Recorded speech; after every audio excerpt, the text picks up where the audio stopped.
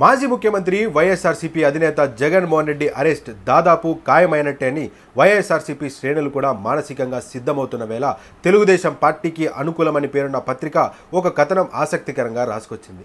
ఈ కథనం పరిశీలిస్తే ఇప్పట్లో జగన్మోహన్ రెడ్డి అరెస్ట్ లేనట్టే అని చెప్పకనే చెప్పింది అని చెప్పాలి. సిట్ అధికారులు ఇప్పటికే పలు కీలకమైన అరెస్టులు చేశారు. వాంగ్మూలాలు చూస్తే సినిమా ట్విస్ట్ల తరహాలో ఉన్నాయి. అయితే ఇంకా నెక్స్ట్ ఫేజ్లో జగన్మోహన్ రెడ్డి అరెస్ట్ ఖాయమని కూటమి పార్టీల నాయకులు కావచ్చు, కూటమి పార్టీల శ్రేణులు కావచ్చు భావిస్తున్న సమయంలో తెలుగుదేశం పార్టీకి అనుకూలమని పేరున్న ఒక పత్రికే నిందితులు ఎవరు, సూత్రధారుల పేర్లు చెప్పడం లేదు అంటూ రాసిన కథనం ఇప్పుడు అందరినీ షాక్కు గురి చేసిందనే చెప్పాలి.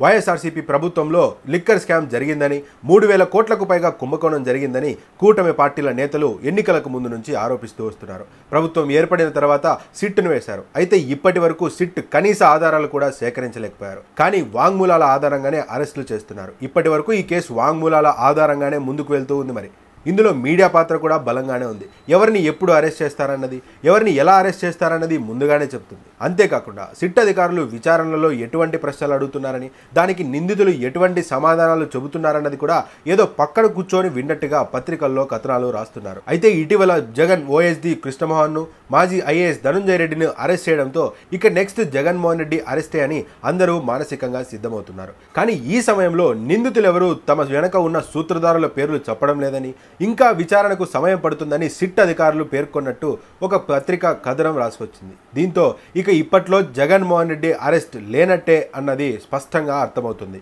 అయితే ఇప్పటి వరకు చేసిన అరెస్టులు కూడా వాంగ్మూలాల ఆధారంగానే జరిగాయి. ఆ వాంగ్మూలాల్లో కూడా ఆ వాంగ్మూలాలు ఇచ్చిన వ్యక్తులు సంతకం చేయడానికి కూడా ఇష్టపడట్లేదు. మరి ఈ సమయంలో ఆధారాలు లేవు, అందుకే ఇంకా సమయం పడుతుంది విచారణకు అని అధికారులు చెబుతున్నారంటే మరి ఇప్పట్లో అయితే జగన్మోహన్ రెడ్డి అరెస్ట్ లేనట్టే.